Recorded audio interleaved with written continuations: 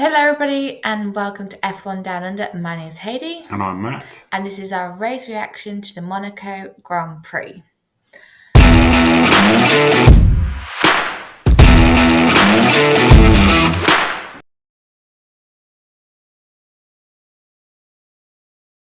Well, what a race, first of all.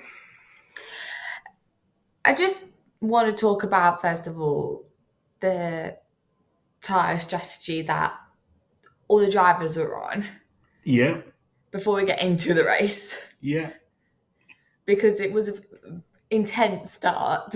yes, yeah. And the tyres that they chose had a big bearing on what happened after that. So, So there was a mixture of hard and mediums.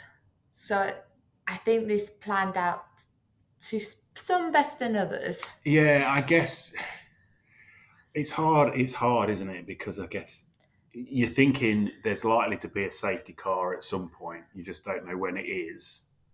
So, do you go with the hard tyres at the start, hoping to be able to go as long as you need to then change on to the medium? Or do you go medium, hoping there's like an earlier safety car to change onto the hard and then go longer in the Yeah, second stint? and I think the other reason about going on to the hard tyre first, so you do a longer first stint, is that you've probably got more chance of pitting and getting out into a gap. Because if you pit earlier, the cars are still going to be quite close Close. together. So, yeah, ultimately, I think it is pot luck as it turned out. It, it is potluck. That what makes, I think, Monaco so exciting in terms of strategy. But then it is a very high percentage of a safety car there, Yes, or even a red flag. it's very narrow. Even if it's a very brief safety car. Yeah. But we learnt it was very interesting which ones, even if it was split. I was surprised some teams didn't do split strategies. Yeah, I mean, obviously, yeah, Mercedes both were started on the Hard. hards. I was surprised they didn't split it. Yeah, and then you got to weigh up that the softer tyre is probably quicker off the line and maybe gives you that advantage in the start because that's the first lap is probably your best opportunity to make up places. I, So, I can understand for Red Bull gambling on the hard. yeah, Max didn't. Yeah, Max. Max had nothing to lose, so I can understand for him. But then further down the grid, it was a mixture, so it was quite interesting.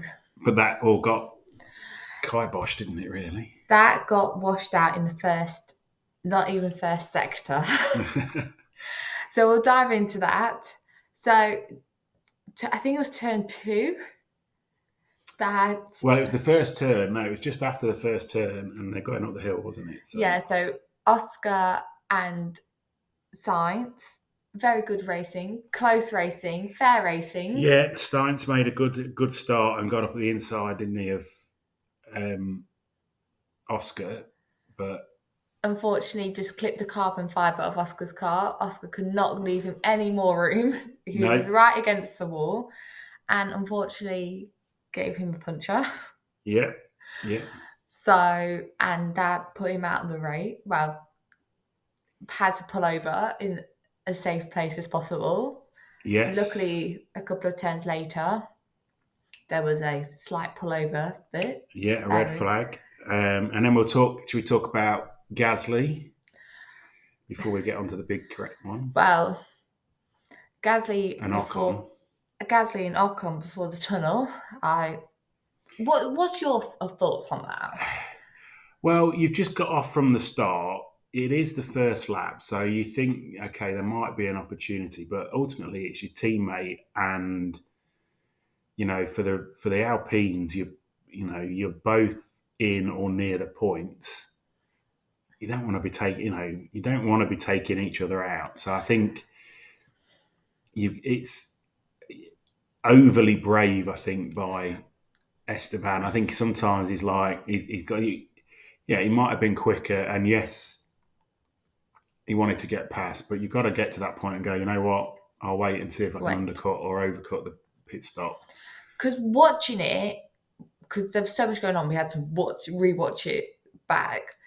It was Gasly was so close to the wall, Yeah, and there was no room for Ocon. He was quick, don't get me wrong, but there was no space for no, no. Ocon that he should have, I think, bailed out. Well, it ended up, ultimately he took himself out, didn't he? He Yeah. took, the car was damaged so much, and that's, you've got to get points. You've got to finish the race. So sometimes you've got to Luckily, Gasly hold didn't your nerve. get a penalty, so I think that's fair because Well, he didn't have anything to do with it. Well, doing Ocon it. got the penalty, and he's going to have to serve that as a 5 pace grid penalty in the next race because he didn't. Car didn't. And I think the fair one with science is fair because it's a lap one incident and it was fair racing. Oh yeah, that was a glance. You can't.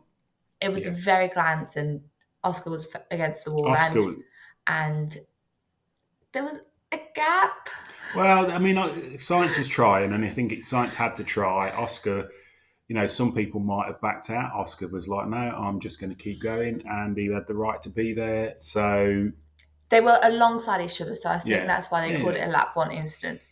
But then, while this was going on, there was the massive collision at the back, yeah.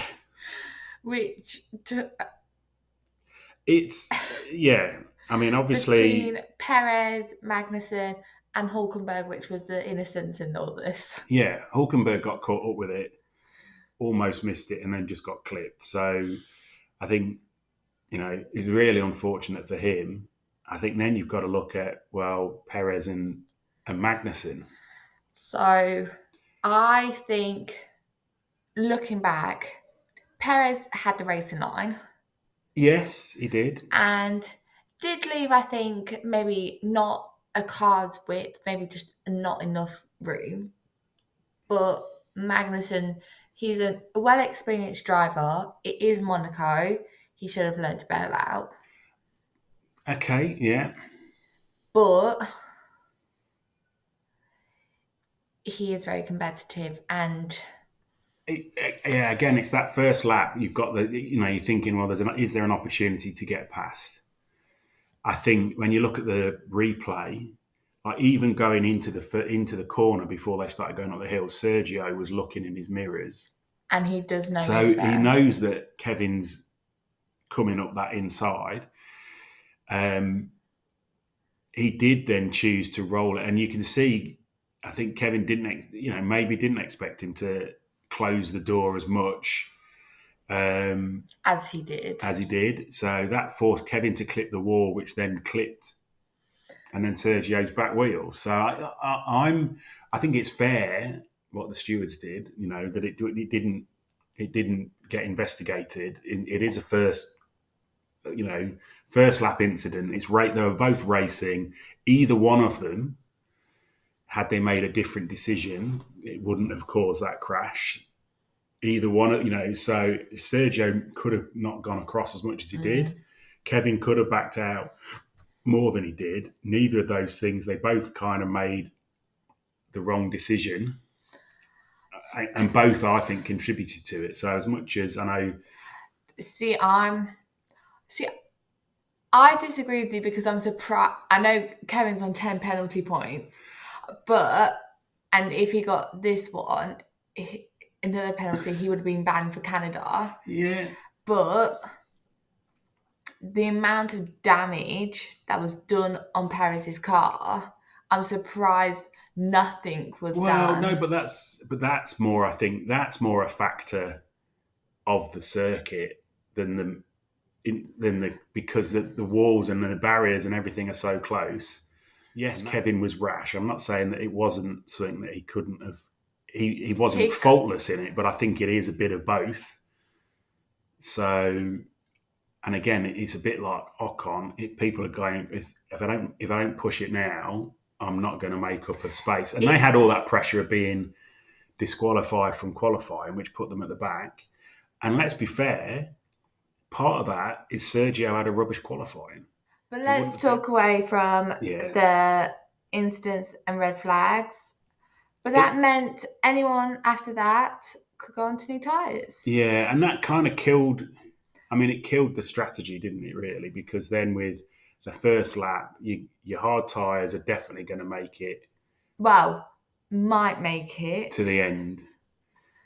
Obviously, the mediums were a bit of a unknown Uh, quantity. Unknown quantity. They probably could do maybe about half distance. Yeah, well, I mean, yeah, They were an unknown distance. so but that I think the reason that kind of killed it as well, though, is that because they were going to manage those tyres to the end, or at least attempt to, Yes. the lap times were Very lower, lower. which in effect was your driver of the day. Outside of, I think Charles did an amazing job winning the race, but outside of that, who was your driver of the day? My driver of the day, I think, would have to be George Russell. I mean, doing 70 laps on 73 laps on pair of mediums is Yes, impressive. well, Seven, and keeping both Max and Lewis behind him towards the end of the yeah, race as well. Yeah, I 76 laps because it's 3 laps behind that he had hards on. So 76 laps on the mediums yeah. is impressive. For me, it was a toss up between Albon and Sonoda, and I'd probably lean it towards Sonoda. He did a great job managing the tyre as well. Had plenty left in it towards the end, and held off Albon. Um, so again, I think he did a sterling job. Easy to make a mistake in Monaco. Only person that after the restart, the only person that really made a mistake Was Lance was Stroll. Lance. But yeah, we'll have to see what happens in the next race and we'll see you in the Canadian Grand Prix. Bye. Bye.